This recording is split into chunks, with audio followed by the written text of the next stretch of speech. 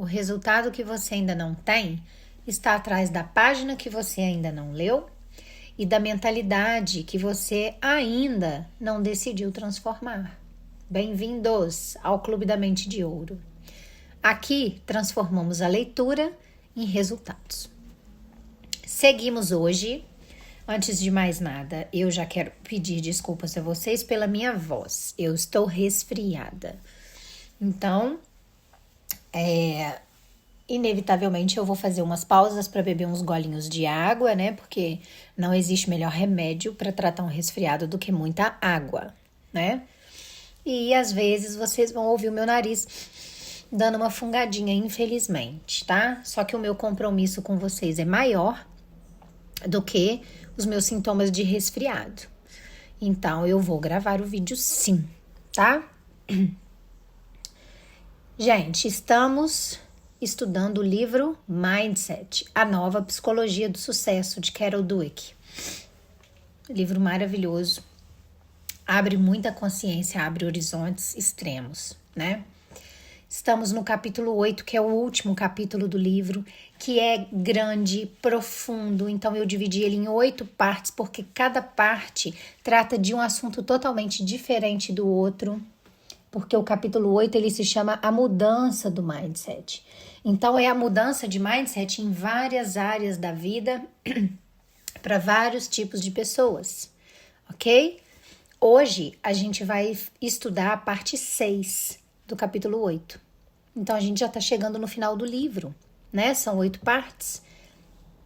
E hoje, na parte 6 do capítulo 8, a gente vai falar sobre uma coisa que muita gente interpreta de forma errada, tá? Que é a força de vontade. A gente falou muito sobre força de vontade no nosso livro anterior, O Poder do Hábito. Então, se você não ouviu o nosso estudo sobre o livro Poder do Hábito, assiste. Fala muito sobre força de vontade, elucida muito na sua vida essa questão de você ficar se culpando, porque eu não consigo levar as coisas para frente, eu não tenho força de vontade. Assiste os vídeos do livro Poder do Hábito, vai mudar a sua vida, tá? E nessa parte do livro Mindset, a gente hoje vai tratar de força de vontade também, tá?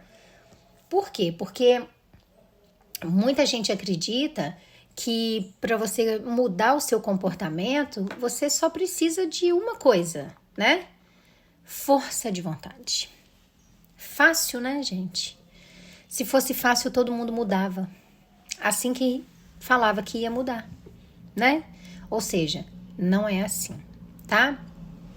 Vamos para a leitura.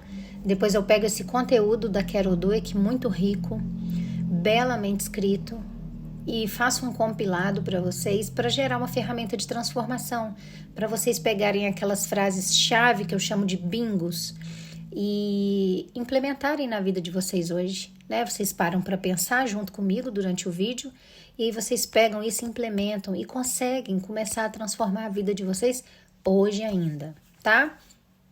Vai transformar totalmente hoje? Não. Tem gente até que transforma, tá? Mas vai ser o início. Todo processo, ele tem que ter um início, ele tem que ter a primeira letra na primeira página, ok? Então, é isso que eu quero despertar em vocês, tá? Quem já tá comigo desde o início desse livro, já mudou várias coisas, com certeza, tá bom? Então, vamos lá. Vamos para a leitura. O primeiro subtítulo de hoje é Mindset e Força de Vontade. Às vezes, não queremos mudar muito. Queremos somente perder alguns quilos e não voltar a recuperá-los. Ou deixar de fumar. Ou controlar a nossa raiva. Algumas pessoas pensam nisso com mindset fixo. Se formos firmes e tivermos força de vontade, podemos ter êxito. Mas, se formos fracos e não tivermos força de vontade, não seremos capazes. As pessoas que pensam dessa forma podem decidir firmemente fazer alguma coisa, mas não tomarão as medidas necessárias para ter êxito. São essas pessoas que acabam dizendo: é fácil deixar de fumar, já fiz isso centenas de vezes. Não preciso nem explicar, né? Isso lembra os estudantes de química de que falamos antes. Os de mindset fixo pensavam: se eu tiver capacidade, me darei bem. Se não tiver, me darei mal. Em consequência, não usaram estratégias sofisticadas para se ajudar. Simplesmente estudaram com empenho, mas de maneira superficial, esperando que acontecesse o melhor.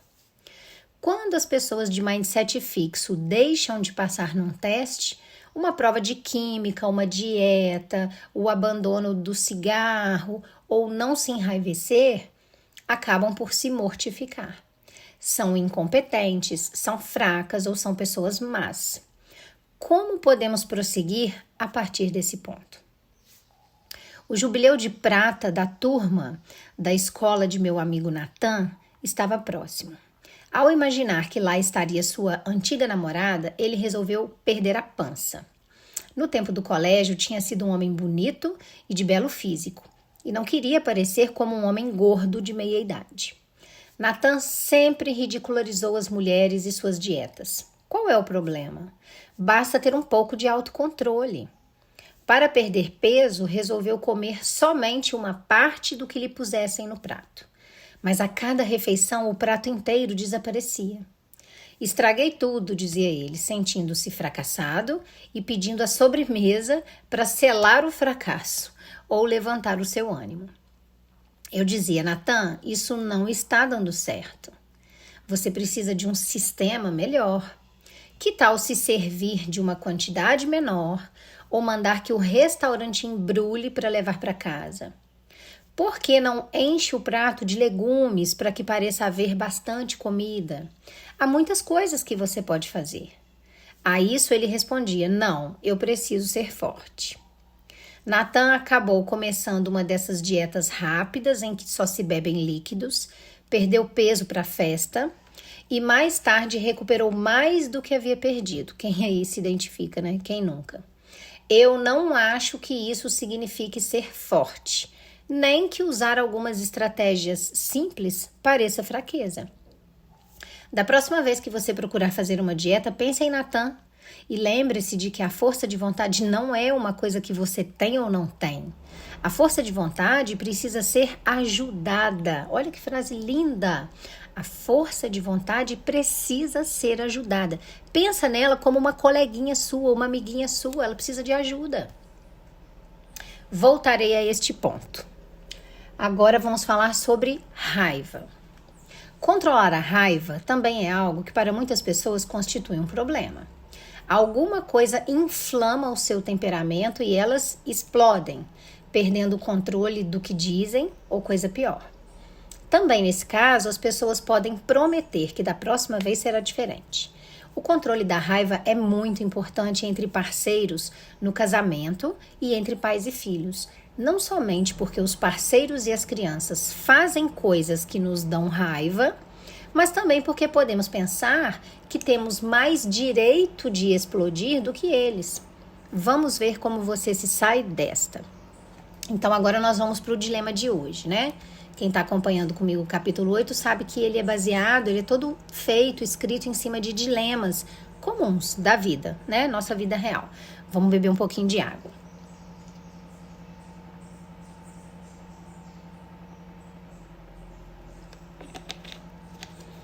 Ai, que bom beber água, é muito bom, né, gente? Graças a Deus pela água, obrigada, Senhor. Vamos lá. Dilema. Imagine que você é, em geral, uma pessoa doce e interessada, como deve ser, na verdade. Ama o seu cônjuge e se sente afortunada por tê-lo como parceiro. Mas, se ele violar uma de suas regras, como deixar que o lixo transborde da lata antes de levá-lo para fora, você se sente pessoalmente traída e passa a criticá-lo. Isso começa com eu já falei 1000 vezes e passa para você não faz nada direito. Se o outro não parece estar ainda devidamente envergonhado, você explode, insultando a inteligência. Talvez você não tenha cabeça para se lembrar do lixo e insultando o caráter também. Se você não fosse tão irresponsável, você não faria isso.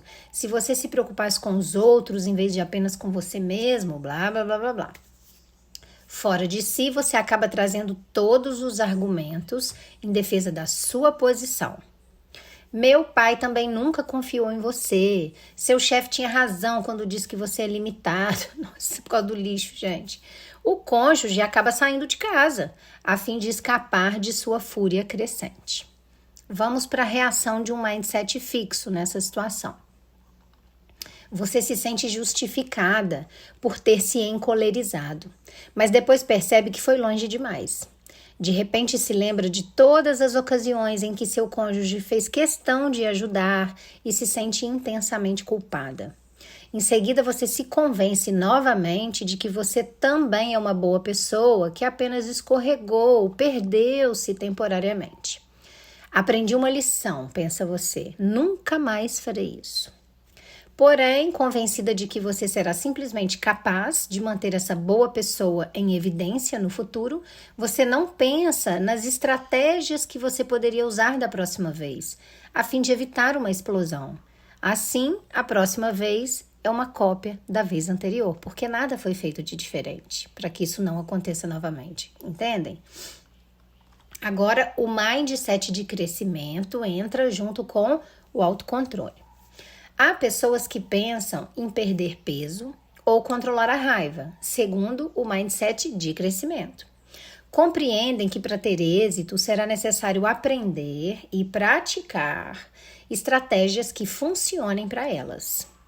Olha que frase boa!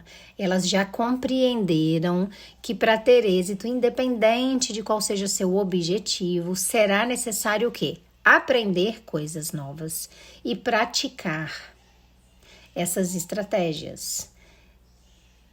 Estratégias que funcionem para elas e não que funcionaram para minha vizinha, amiga, tia, prima. Ok? Continuando. É como os estudantes de química com mindset de crescimento. Utilizaram melhores técnicas de estudo, planejaram cuidadosamente o tempo que dedicariam a ele e conservaram a motivação. Em outras palavras, usaram todas as estratégias possíveis, a fim de ter certeza de que seriam bem-sucedidos. Assim como eles, as pessoas de mindset de crescimento não tomam simplesmente decisões no ano novo e esperam para ver se elas se realizam. Compreendem que para fazer dieta é preciso planejar. Talvez precisem evitar ter sobremesas em casa ou pensar com antecedência no que pedirão no restaurante, programar uma escapada semanal da dieta ou tratar de fazer mais exercícios. Pensam ativamente na manutenção. Que hábitos devem desenvolver a fim de conservar os ganhos que obtiveram? E há também os fracassos. Sabem que eles acontecerão. Por isso, em vez de mortificarem-se, perguntam: o que eu posso aprender com isso? Né? É a frase-chave desse livro. O que eu posso aprender com isso? O que eu vou fazer da próxima vez que eu me vir nessa situação? É um processo de aprendizado e não uma guerra entre a parte boa e a parte má de você mesmo. No último episódio, o que você poderia ter feito em relação à sua raiva? Primeiro, pense no motivo pelo qual ficou tão à flor da pele. Você pode ter se sentido diminuída ou desrespeitada quando seu cônjuge deixou de cumprir as tarefas domésticas ou deixou de seguir as suas regras, como se estivesse dizendo: você não é importante. Suas necessidades são triviais, não me amole. Sua primeira reação foi recordar-lhe com raiva seus deveres. Mas logo em seguida veio a retaliação, como se você lhe dissesse: ora, se você se acha tão importante assim, segure esta. É um casamento ou é uma guerra, né? Uma briga de inimigos. Em vez de confirmar a sua importância, o seu cônjuge simplesmente se preparou para o ataque. Por sua vez, você interpretou o silêncio como prova de que ele se sentia superior, e isso estimulou ainda mais a sua reação. O que podemos fazer? Diversas coisas. Primeiro, os cônjuges não leem os pensamentos.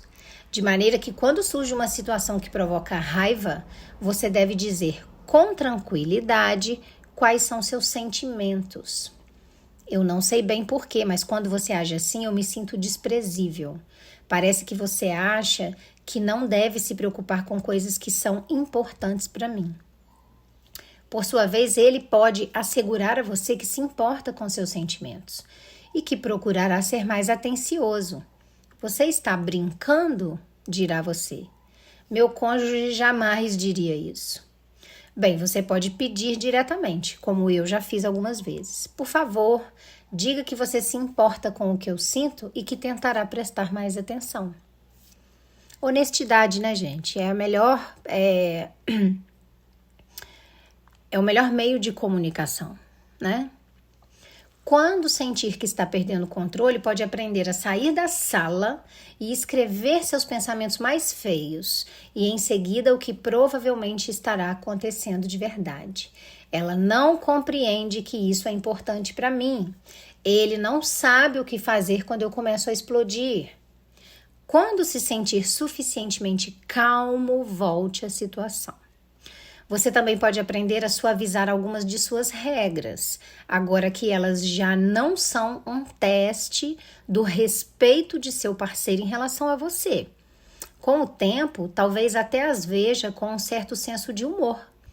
Por exemplo, se o seu cônjuge deixa um par de meias na sala ou joga o lixo nos recipientes errados, você pode apontar os objetos em questão e perguntar, com ar severo: o que significa isso? Pode até mesmo dar uma boa risada. Quando as pessoas deixam de pensar em termos de bom versus mal, forte versus fraco, dicotomia que deriva do mindset fixo, tornam-se mais capazes de aprender estratégias úteis que ajudam o autocontrole. Uma falha não significa o fim do mundo. É como tudo o mais no mindset de crescimento.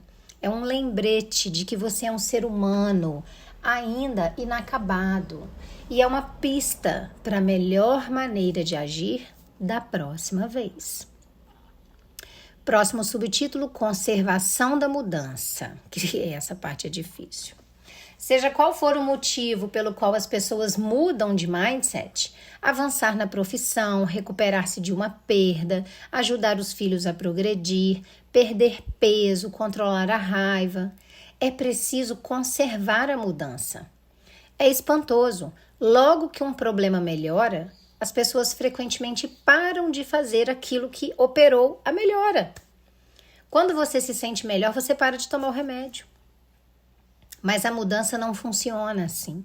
Quando você perde o peso, o problema não desaparece. Quando seu filho começa a gostar de aprender, o problema não está resolvido para sempre. Quando você e seu parceiro começam a se comunicar melhor, isso não significa que tudo continuará bem. Essas mudanças precisam de sustentação ou desaparecerão mais rapidamente do que surgiram. Talvez por isso os alcoólicos anônimos dizem às pessoas que sempre serão alcoólatras, para que elas não se tornem complacentes e parem de fazer o que precisam para continuar abstêmias. É uma maneira de dizer: você sempre estará vulnerável. Olha que bingo de milhões, né? Ninguém tinha descrito até então para mim o Alcoólicos Anônimos dessa forma. Me abriu um horizonte enorme aqui agora. Vamos lá. Por isso, a mudança de mindset não é uma questão de aprender alguns truques. De fato, se alguém estiver com o mindset fixo e usar algumas das estratégias, o tiro poderá até sair pela culatra. Wes, um pai com mindset fixo, já não sabia o que fazer. Chegava do trabalho exausto todas as noites e o filho Mickey não colaborava. Wes queria tranquilidade, mas Mickey era barulhento. Wes o advertia, mas o menino continuava a fazer o que estava fazendo. Wes o achava teimoso e rebelde e que não respeitava seus direitos de pai. Tudo acabava em berros e no final das contas Mickey era castigado. Finalmente, achando que nada tinha a perder, Wes experimentou algumas estratégias orientadas para o crescimento. Demonstrava respeito pelos esforços de Mickey, elogiava suas estratégias quando ele era atento ou prestimoso. A mudança do comportamento de Mickey foi drástica, mas logo que a mudança ocorreu, Wes deixou de usar as estratégias. Obtivera o que desejava e esperava que tudo continuasse assim. Quando isso não acontecia, ficava ainda mais irritado e mais severo do que antes. Mickey já tinha mostrado ser capaz de se comportar bem e agora se recusava a fazê-lo. O mesmo ocorre frequentemente com casais com mindset fixo quando começam a se comunicar melhor. Marlene e Scott eram o que eu e meu marido chamamos de os brigões. Tudo o que faziam era brigar. Por que você não arruma o que desarruma? Eu poderia se você não ficasse me amolando. Eu não precisaria amolar se você fizesse o que deve. Quem nomeou você juiz do que devo ou não fazer? Nossa, que casamento. Mediante aconselhamento, Marlene e Scott deixaram de atacar os pontos negativos. Cada vez mais passaram a recompensar as atenções recebidas do parceiro e a elogiar os seus esforços. O amor e a ternura que pensaram haver acabado voltaram, mas logo que isso aconteceu, eles retornaram aos hábitos antigos. No mindset fixo, a ideia é que não é necessário tanto esforço para realizar o que se deseja. As pessoas boas deveriam apenas agir como tais, e os bons relacionamentos deveriam simplesmente se desenrolar de maneira positiva, né? Alice no País das Maravilhas. As discussões recomeçaram, mais ferozes do que nunca, porque refletiam as esperanças perdidas de ambos. A mudança de mindset não é uma questão de seguir alguns bons conselhos de vez em quando. Trata-se de ver as coisas de uma maneira totalmente nova. Quando as pessoas, casais, técnicos esportivos, atletas, gestores e trabalhadores, pais e filhos, professores e alunos mudam para um mindset de crescimento, eles passam de uma estrutura de julgar e ser julgado para outra de aprender e ajudar a aprender. Seu compromisso é com o crescimento, e o crescimento exige muito tempo, esforço e apoio mútuo. Ok? A parte 6 do capítulo 8 termina aqui. Vamos conversar sobre ela. Vou beber uma aguinha antes. Vamos lá, beba uma aguinha, gente.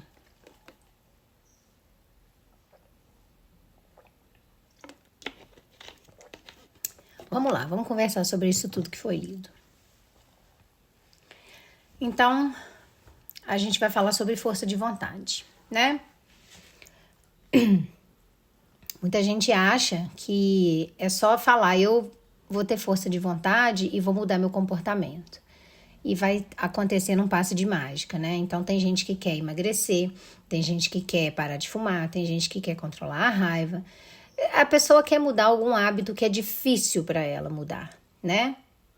E aí elas pensam assim, se eu for forte o suficiente, eu consigo. Mas aí elas falham, porque não é fácil. E aí elas concluem que elas não têm disciplina, que elas são fracas, que elas são incapazes, né? Isso aí é mindset fixo purinho, aplicado ao autocontrole, né? Ele transforma uma mudança que precisa ser feita num teste de caráter mesmo, né? Ou você tem força ou você não tem força. Você tem caráter ou você não tem caráter, né?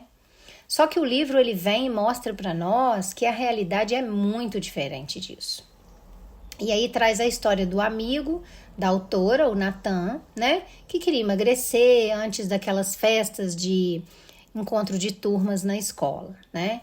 Ele queria voltar a parecer como no tempo do colégio, que ele era bonito, né? E a estratégia dele era simples, né?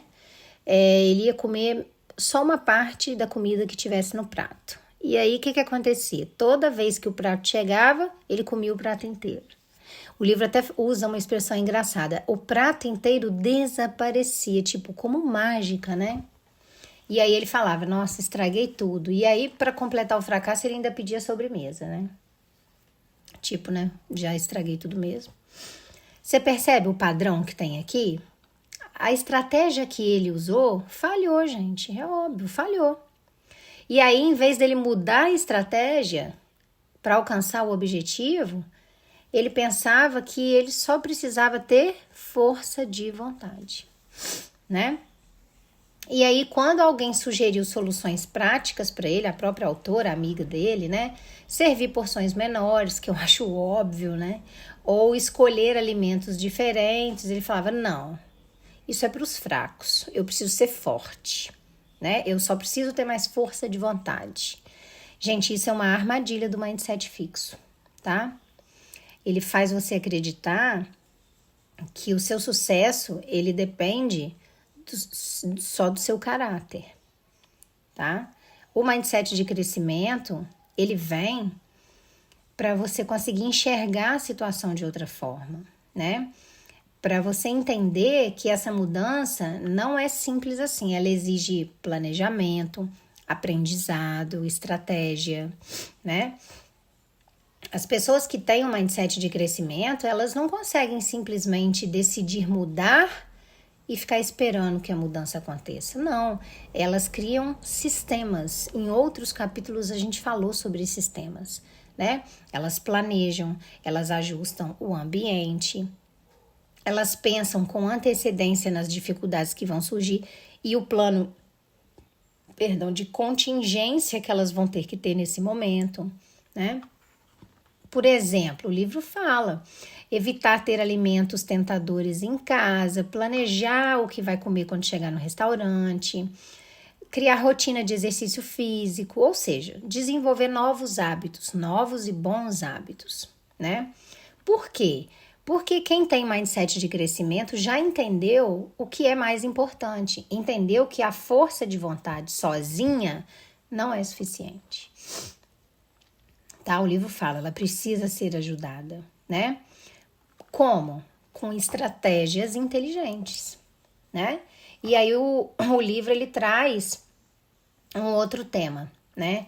Que é muito comum e é extremamente importante também, que é o controle da raiva, né? O primeiro foi o emagrecimento, que também é um tema muito comum. Depois o controle da raiva. E aí o livro faz a gente pensar quantas vezes uma coisa pequena se transforma numa discussão enorme. Quem nunca, né, gente? Quando a gente vai se dar conta e alguém pergunta, mas por que teve essa briga? Você vira e fala assim, você sabe que eu nem sei por que começou? Porque era uma coisa muito pequena, senão você se lembraria, né? Então, assim, às vezes uma situação simples, o livro traz uma tarefa doméstica que não foi feita, que realmente irrita demais as mulheres, que é o lixo transbordar, né? Pode se transformar numa explosão emocional. E aí no livro, a autora fala da pessoa que se irrita porque o parceiro deixou o lixo transbordar antes de levar o lixo para fora, né? A reação começou pequena, né? Tipo, eu já te falei 1000 vezes que eu não gosto que isso aconteça, porque quem vai ter que limpar sou eu, né? É lixo, é nojento. E aí, rapidamente, essa situação escala. Em vez dela criticar, ela começa a atacar. Essa crítica virou um ataque. Aí esse ataque escala mais um pouco e vira um insulto, né? E aí explode. Depois disso vem o arrependimento, porque foi por causa do lixo, né? Aí a pessoa pensa, nossa, eu fui longe demais, eu não devia ter dito aquilo, porque às vezes a gente solta, né, uma frase. Todo o resto foi ruim que a gente falou, mas é perdoável. Mas às vezes a gente solta uma frase que não tem como voltar atrás. Aí a pessoa vai e promete para si mesma, né? Da próxima vez vai ser diferente. E aí o que acontece? Nada, não acontece nada. Nada muda, né? Por quê? Porque essa pessoa continua acreditando que apenas a força de vontade será suficiente. E não é. E aí tudo se repete, né? Já o mindset de crescimento, ele oferece um caminho diferente. Em vez de simplesmente a pessoa se comprometer a se controlar, né? Ela começa a planejar as estratégias para ela conseguir lidar com a situação, Vejam, ela está fazendo algo novo, ela está movendo algo para que isso não se repita, né? O livro fala, quando você sentir que a sua raiva está crescendo, sai da sala, né? Pega um papel, escreve. O que você ia xingar, você escreve. E isso vai te ajudar a entender o que você realmente está sentindo, né? Isso tudo aí que você xingou no papel é por causa do lixo? Imagina se tiver uma traição. É cadeira elétrica, né? Então, assim, muitas das vezes, por trás dessa raiva, tem outra emoção, gente. Tem um sentimento de desrespeito, tem um sentimento de rejeição, né? Tem a sensação de não ser valorizada. Às vezes, o lixo é a gota d'água de tudo que já aconteceu naquele dia. Só que quando a pessoa aprende a reconhecer isso, a conversa muda. Porque em vez de atacar, ela pode mudar a maneira com que ela fala, né? E aí ela pode honestamente falar, olha, quando isso acontece, eu me sinto desconsiderada, né? Eu sinto que você tá fazendo isso, tá me desmerecendo, porque quem vai ter que agachar e catar o lixo no chão sou eu, né? Pô, eu já trabalho o dia inteiro, eu não sou sua empregada. Então eu acho que você me desmerece quando você vê que o lixo tá transbordando e ainda joga mais lixo em cima, ok? Isso abre espaço para o diálogo, porque ele vai entender o porquê que uma casca de banana a mais em cima do lixo que cai no chão te causa tanta revolta, certo? E aí isso tudo migra para uma lição ainda mais profunda, né? Que mudar o mindset não é apenas aprender algumas técnicas para falar. Mudar o mindset é mudar completamente a forma como você encara o seu desenvolvimento, né? E aí o livro traz a última parte desse texto que a gente leu, que é um perigo muito comum, que é mudar, acomodar e retornar, né? As pessoas mudam um pouco, aí melhoram um pouco, aí elas param de fazer o que causou a mudança, né? Aí o livro usa o exemplo do remédio. É como alguém que toma um remédio até melhorar. Melhorou, abandona o tratamento. Não fez o tratamento todo. Começou a desaparecer os sintomas, parou de tomar o remédio. Quem nunca, né? A mudança, ela também desaparece rapidamente, se você faz dessa forma, né? E aí o livro fala do Alcoólicos Anônimos, que eu achei o máximo. Eu achei que é o bingo do dia, é o Alcoólicos Anônimos, tá? O livro explica que, por isso, muitas organizações, usando o exemplo dos Alcoólicos Anônimos, falam uma coisa muito importante para os seus adeptos. Você sempre permanecerá vulnerável, por isso que é só por hoje. Porque se você entender que é só por hoje, amanhã o que você vai fazer? Você vai continuar nesse ritmo de se cuidar, para que não aconteça de novo. Então você nunca larga o tratamento. Ok? Só que isso não vem como uma condenação, isso vem como um lembrete, né? De que esse crescimento, essa nova vida que você está criando precisa ser sustentada, precisa de sustentação, não adianta soltar isso. O livro, ele mostra isso pra gente dando vários exemplos, né? Os pais que começam a elogiar o esforço dos filhos e param assim que o comportamento dos filhos melhora, né? Que ele fala do Wes e do Mickey. Os casais que começam a se comunicar melhor e depois voltam aos velhos hábitos.